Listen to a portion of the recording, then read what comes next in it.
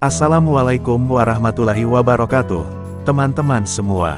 Sebelum lanjut menonton, jangan lupa klik like dan subscribe, serta tulis bismillah di kolom komentar sebagai dukungan agar channel ini semakin maju dan penuh keberkahan.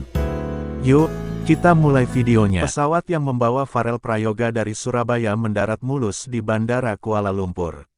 Dari balik jendela kecil, ia memandangi hamparan kota dengan rasa takjub bercampur gugup. Ini bukan kali pertamanya ke luar negeri, tetapi kali ini berbeda. Ada rasa tenang yang sulit dijelaskan, seolah hatinya tahu bahwa perjalanan ini akan membawa sesuatu yang lebih dari sekadar konser. Ketika pintu pesawat terbuka, Farel disambut oleh angin lembut dan aroma khas tanah Malaysia. Para panitia menjemputnya dengan ramah, membawa papan bertuliskan namanya. Senyumnya mereka, tetapi dalam dadanya ada getaran aneh, seperti rindu yang tak tahu kepada siapa. Dalam mobil menuju hotel, Farel duduk termenung di kursi belakang. Ia memandangi jalanan yang tertata rapi, papan nama berbahasa Melayu, dan orang-orang yang berjalan dengan damai.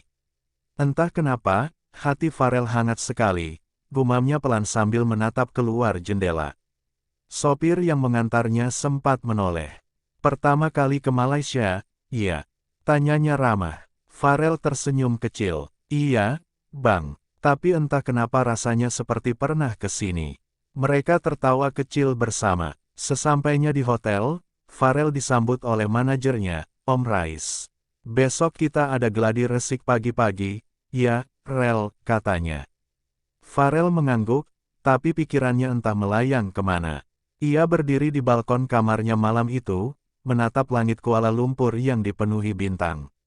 Ada sesuatu yang menungguku di sini, bisiknya lirih. Keesokan harinya, suasana stadion penuh warna. Lampu sorot menyorot panggung besar bertuliskan, Konser Persahabatan Malaysia-Indonesia. Farel mengenakan jaket hitam dan topi sederhana, siap memberi penampilan terbaiknya. Begitu lagu pertama dimulai, tepuk tangan menggema di seluruh arena. Suaranya yang merdu menembus hati ribuan penonton. Namun di antara keramaian itu, seorang wanita tua di barisan depan tampak terdiam, matanya berbinar. Dialah Mak Semah. Mak Semah menatap Farel tanpa berkedip. Ya Allah, wajahnya persis seperti cucuku dulu, bisiknya dengan suara bergetar. Air matanya jatuh tanpa sadar. Di sekelilingnya, orang-orang ikut haru melihatnya menangis sambil tersenyum. Usai lagu terakhir, Farel menunduk memberi hormat. Ia menangkap sekilas pandangan dari kursi depan, seorang nenek berkerudung hitam menatapnya penuh cinta. Ada sesuatu di mata itu yang membuat Farel terpaku. Saat keluar dari panggung, Farel berkata pada Om Rais, Om, tadi aku lihat seorang nenek di depan, entah kenapa wajahnya terasa begitu dekat. Om Rais tertawa kecil, mungkin penggemar setiamu. Tapi Farel menggeleng, bukan, Om, rasanya seperti keluarga. Keesokan harinya, setelah jadwal wawancara, Farel memutuskan berjalan-jalan di sekitar kota tanpa memberitahu siapapun. Langkahnya membawa ke sebuah kampung kecil di pinggiran Kuala Lumpur, penuh rumah kayu yang asri. Tiba-tiba langkahnya terhenti di depan rumah tua bercat krem dengan halaman berisi bunga melati. Ada aroma yang menenangkan, pintu rumah itu sedikit terbuka. Dari dalam terdengar suara lembut seorang wanita sedang mengaji.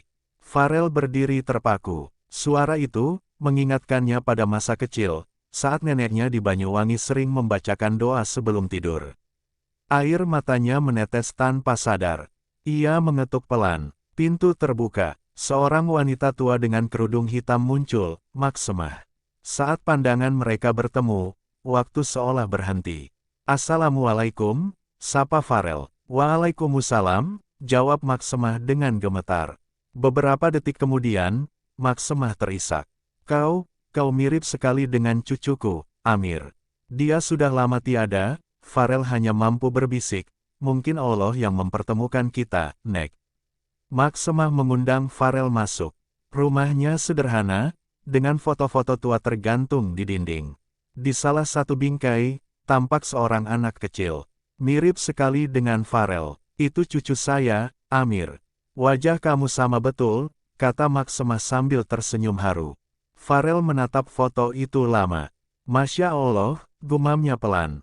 Mungkin ini sebabnya hati saya tenang waktu datang ke sini. Mereka duduk bersama di ruang tamu. Maxemah menyiapkan teh hangat dan kue tradisional. Saya tak sangka, Nak, Allah kirimkan kau untuk isi kekosongan hati nenek. Farel tersenyum. Mungkin ini bukan kebetulan, Nek. Ini takdir. Obrolan mereka mengalir seperti keluarga lama yang bersua kembali. Maxemah bercerita tentang masa mudanya, tentang cucunya yang pergi merantau dan tak kembali karena kecelakaan. Farel mendengarkan dengan hati yang berat. Sebelum pulang, Farel mencium tangan Maxemah. Insya Allah Farel datang lagi besok, Nek. Maxemah tersenyum sambil menahan air mata. Datanglah, Nak. Rumah ini selalu terbuka untukmu. Hari-hari berikutnya, Farel sering datang ke rumah Maxemah. Ia membantu menyapu halaman, menemani makan siang, bahkan mendengarkan kisah masa lalu sang nenek. Suasana itu membuat Farel merasa seperti pulang ke rumah. Mak, boleh Farel panggil Mak saja? Tanya Farel suatu sore. Maxemah tersenyum bahagia. Boleh, Nak. Sejak kau datang, hati Mak rasa tenang macam ada cucu balik ke rumah. Mereka tertawa bersama. Farel mulai memanggilnya, Mak, dan hubungan mereka semakin erat. Ia sering bernyanyi kecil di ruang tamu, membuat Maxemah tersenyum bangga. Suatu sore, Farel menyanyikan lagu, Ojo Dibandingke, di depan rumah Maxemah, diiringi gitar kecil yang ia bawa.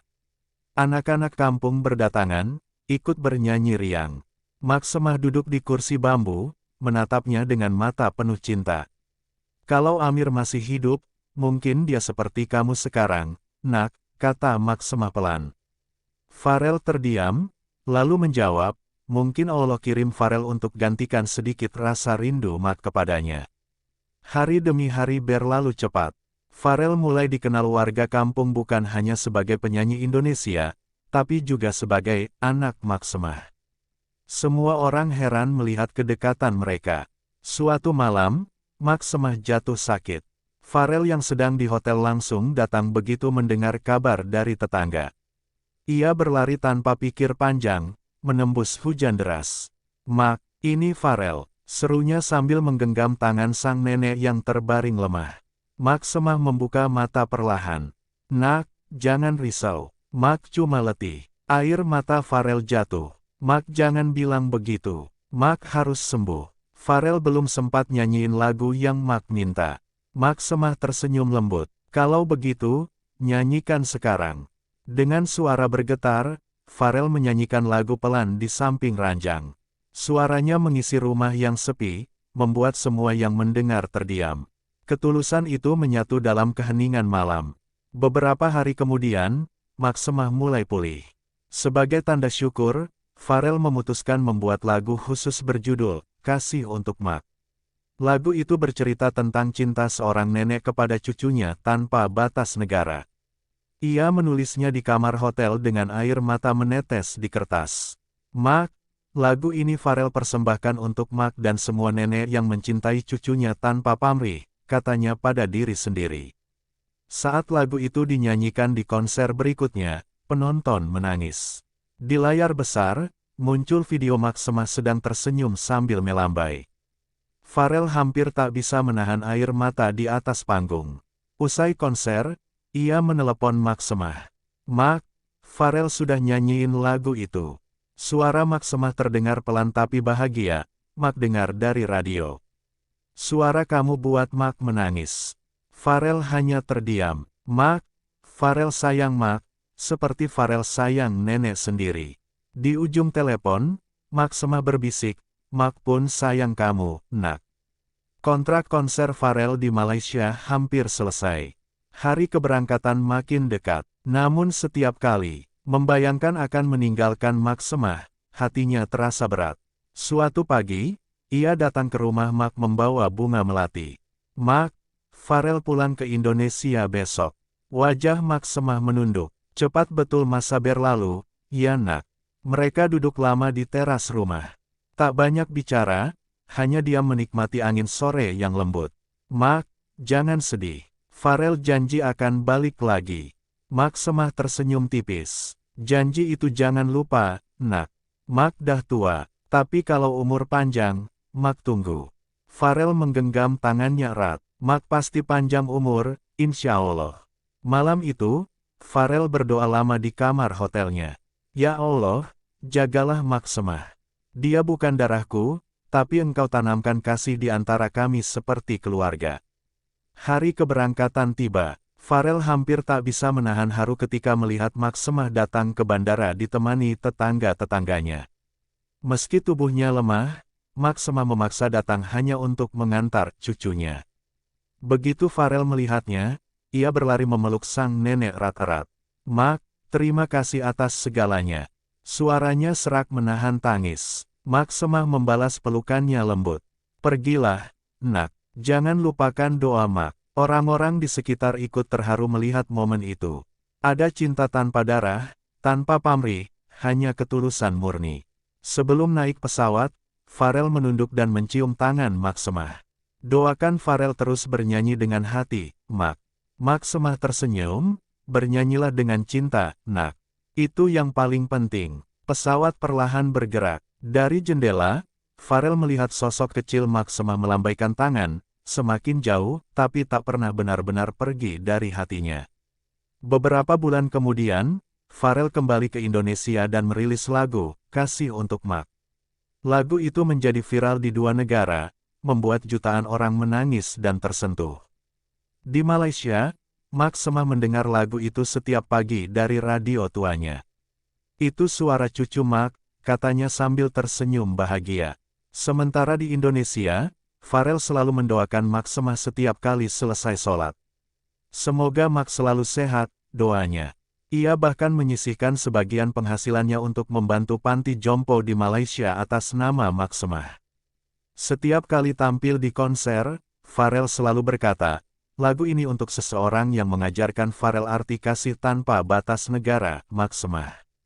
Dan setiap kali lagu itu mengalun, banyak yang menangis, tak hanya karena nada, tapi karena kisah di baliknya.